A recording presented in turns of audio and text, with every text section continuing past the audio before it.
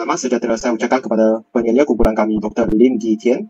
Kami merupakan pelajar daripada kumpulan 24 Pusat Pengajian Sains Kemasyarakatan bagi subjek HFE 224 Penghayatan Etika dan Peradaban. Ahli kumpulan kami terdiri daripada saya, Kang Kim Hui, Nur Fatihah, Nur Fatona, Muhammad Saiful dan Muhammad Rafiza. Tajuk kumpulan kami adalah pandangan masyarakat mengenai diskriminasi terhadap wanita dalam sektor pekerjaan di Malaysia. Baik, saya akan meneruskan bahagian pengenalan ini. Pada masa ini, masalah diskriminasi terhadap golongan wanita telah semakin berleluasa dalam masyarakat Malaysia dan sehingga menarik perhatian daripada media-media luar negara. Diskriminasi merujuk kepada pelayanan yang tidak adil terhadap individu tertentu. Menurut Kepala Data Jabatan Perangkaan Malaysia, kadar kesaksamaan gender di Malaysia hanya mencapai 68% sahaja. Dan ia adalah lebih rendah daripada negara jiran kita seperti Thailand yang mencapai 71%, Singapura 73% dan Indonesia 69%. Secara khususnya, golongan wanita di Malaysia kerap menghadapi pelayanan yang tidak adil dalam sektor pekerjaan. Masalah diskriminasi bukan sahaja telah menyebabkan ketidakadilan dari segi jumlah gaji yang diterima kepada golongan wanita dalam sektor pekerjaan, malah golongan wanita turut menghadapi gangguan seksual daripada golongan lelaki. Jenis gangguan seksual yang paling kerap berlaku di sektor pekerjaan terhadap golongan wanita ialah gangguan seksual berbentuk lisan dan sentuhan secara fizikal. Terusnya adalah bahagian permasalahan kajian. Kadar kesaksamaan gender Malaysia yang rendah telah menjelaskan bahawa masalah diskriminasi yang dihadapi oleh golongan wanita pada masa ini adalah sangat teruk dan sehingga memberi impak negatif kepada kesejahteraan masyarakat Malaysia. Fahaman patriarki yang wujud dalam pemikiran masyarakat Malaysia juga memburukkan lagi diskriminasi gender yang berlaku ke atas golongan wanita dalam sektor pekerjaan. Objektif kajian bagi kumpulan kami terdiri daripada 3. Antaranya ialah mengkaji pandangan masyarakat terhadap kewujudan diskriminasi terhadap golongan wanita dalam sektor pekerjaan. Kedua, mengkaji faktor-faktor sebenar yang mewujud sikap diskriminasi di dalam sektor pekerjaan.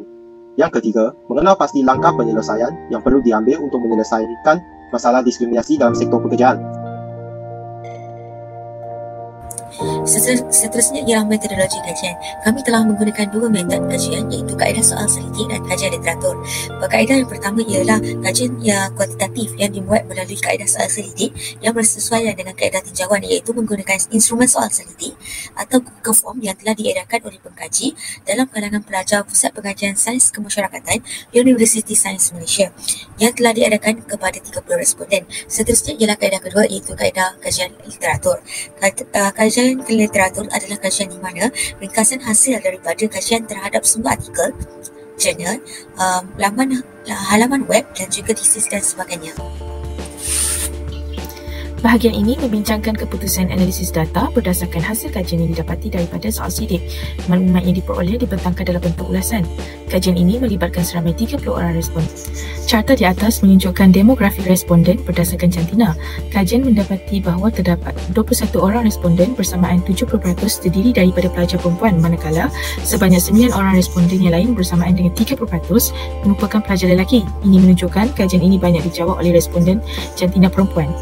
Carta yang seterusnya menunjukkan demografi responden berdasarkan umur.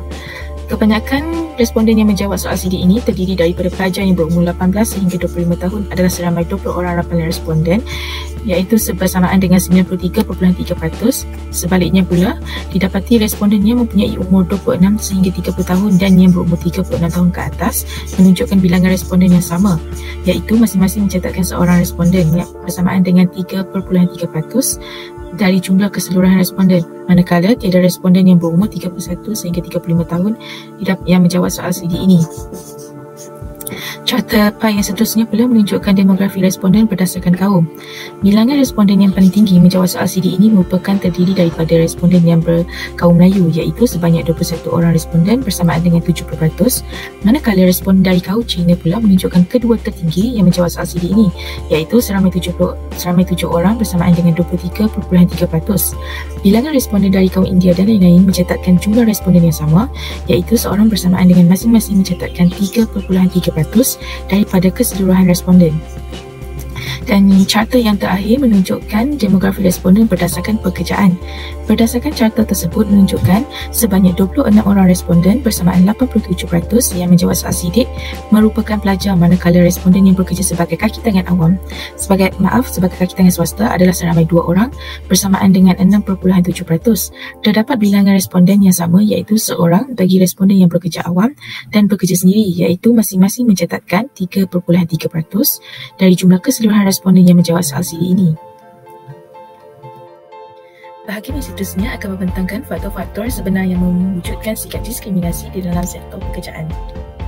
Carta pada soalan 1 di atas menunjukkan bahawa kebanyakan responden iaitu sebanyak 18 orang bersamaan dengan 60% menyatakan ia pernah melihat atau menghadapi sebarang bentuk gangguan seksual, manakala bilangan responden yang menjawab tidak adalah seramai 12 orang bersamaan dengan 40% menunjukkan mereka tidak pernah melihat atau menghadapi sebarang bentuk gangguan seksual. Soalan seterusnya menunjukkan rajah jumlah peratusan responden yang berpandangan tentang bentuk-bentuk gangguan seksual yang sering berlaku kepada wanita di tempat kerja. Hasil soal sidik yang dilakukan mendapati bahawa terdapat 27 orang responden bersamaan dengan 90% menyatakan bentuk gangguan seksual yang sering berlaku kepada wanita di tempat kerja adalah melalui lisan seperti usikan atau gurauan lucah. Selain itu, terdapat 3 orang responden bersamaan 10% memilih bentuk gangguan seksual yang sering berlaku kepada wanita di tempat kerja adalah melalui sentuhan, iaitu perbuatan seperti mencubit, menepuk dan meramas bahu pekerja wanita apabila berdiri di belakang pekerja wanita. Manakala bentuk gangguan seksual seperti perbuatan melalui isyarat dan melalui visual menunjukkan tiada responden yang memilih bentuk gangguan seksual tersebut. Memandangkan bentuk gangguan seksual berikut amat jarang berlaku disebabkan oleh perbuatan itu dilakukan secara tersembunyi berbanding melalui lisan dan sentuhan yang dilakukan secara bersemuka. Seterusnya ialah soalan ketiga iaitu pada pandangan anda, apakah sebab diskriminasi majikan terhadap wanita dalam sektor pekerjaan? Hasil kajian mendapati sebanyak 73.3% mendapati bahawa mereka memilih, responden memilih wanita ni dia agak lemah dan beremosi sewaktu melakukan pekerjaan, manakala 23.3% pula menganggap wanita adalah manusia yang kurang produktif. Lain-lain jawapan adalah wanita dianggap memberikan masalah. Masalah yang dimaksudkan ialah menganggap wanita sentiasa meminta cuti sakit ataupun minta izin suami untuk ke mana-mana. Lain-lain jawapan yang diberikan daripada responden adalah wanita sering dipandang rendah oleh kaum lelaki disebabkan mereka beranggapan bahawa wanita lebih sesuai menjadi siri rumah sahaja, siri rumah semata-mata suami memasak. Oleh itu, pihak atasan bekerja lelaki berbanding dengan wanita. Bagi soalan pada pandangan anda, apakah faktor yang menyebabkan wanita suka mendapat kenaikan pangkat dalam sektor pekerjaan? Wanita suka mendapat kenaikan pangkat. 60% responden memilih bahawa wanita tidak mempunyai keperluan kemampuan yang terbaik, manakala 10% pula melihat kepada keputusan kenaikan pangkat dipengaruhi oleh orang lain. Sebanyak 26.7% melihat bahawa wanita mendapat kurang sokongan dan komitmen daripada kedua jabatan, dan 3% itu lain-lain telah dijawab oleh responden pada bahagian lain jawapan, iaitu konsep masyarakat bahawa lelaki lebih sesuai untuk memimpin sebuah organisasi dan kaum wanita kurang mendapat kelebihan seperti kenaikan pangkat disebabkan oleh pihak atasan yang merasakan kurang yakin sekiranya mereka mengetahui bahawa wanita mempunyai banyak komitmen di luar waktu kerja jika dibandingkan dengan lelaki. Saya teruskan kepada bahagian C, iaitu usaha yang boleh dilakukan untuk menangani masalah diskriminasi terhadap wanita dalam sektor pekerjaan. Seramai 19 responden mengatakan sangat setuju, mewakili 24% mengatakan bahawa komuniti kesatuan kerja perlu lebih memainkan peranan untuk berunding dengan pihak majikan untuk melindungi hak pekerja wanita. Manakala seramai 10 orang responden mengatakan setuju, mewakili 33%, dan seorang responden mengatakan tidak setuju, mewakili 3%. Seterusnya soalan kedua, iaitu kekuatan kerja yang adil untuk wanita perlu ditetapkan termasuklah untuk dilantik ke jawatan tinggi seperti ahli lembaga korporat. Seramai 21 responden mengatakan sangat setuju, mewakili 30%, dan 9 responden mengatakan setuju, mewakili 30%. Soalan ketiga, iaitu pelbagai latihan dan infrastruktur perlu dibanyakkan untuk meningkatkan kemahiran dan pencapaian pekerja wanita. Seramai 18 responden mengatakan sangat setuju, mewakili 60%, dan 12 responden mengatakan setuju, mewakili 40%. Manakala soalan keempat, iaitu tindakan disiplin yang lebih tegas perlu dikenakan kepada pihak yang melakukan sebarang bentuk diskriminasi kepada pekerja wanita.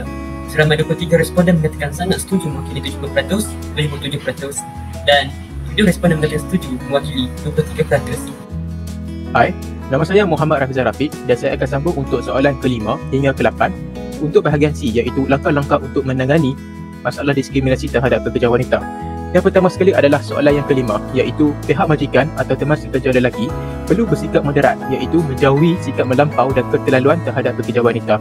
Sebanyak 90% daripada responden sangat bersetuju dengan pernyataan ini, manakala lagi 10% bersetuju. Untuk soalan yang ke-6, iaitu mewujudkan sikap kebersamaan tanpa mengira jantina dalam persekitar kerja, sebanyak 80% responden sangat bersetuju, manakala 20% daripada responden bersetuju dengan pernyataan ini. Untuk dua soalan terakhir ini adalah soalan yang bersifat terbuka. Jadi saya telah memilih dua pilihan jawapan bagi setiap soalan. Soalan yang ke-7, pada pandangan anda, mengapakah kita perlu berusaha untuk menyelesaikan masalah diskriminasi ini? Responden pertama menyatakan bahawa untuk mengelakkan wanita berputus asa daripada pekerjaan. Manakala responden kedua pula menyatakan bahawa hak asasi manusia perlu dipertahankan tanpa mengira jantina. Soalan yang ke-8 iaitu, pada pendapat anda, adakah usaha-usaha yang telah dijalankan ini dapat menyelesaikan masalah diskriminasi ataupun hanya memberi ruang kepada pekerja wanita untuk bersikap bersahaja dalam pekerjaannya? Responden pertama menyatakan bahawa usaha-usaha yang telah dijalankan ini hanya memberi ruang kepada pekerja wanita untuk bersikap bersahaja dalam pekerjaan. Masalah diskriminasi terhadap pekerja wanita perlu dididik dalam setiap diri pelajar sejak zaman persekolahan agar masalah tersebut dapat diselesaikan selama-lamanya.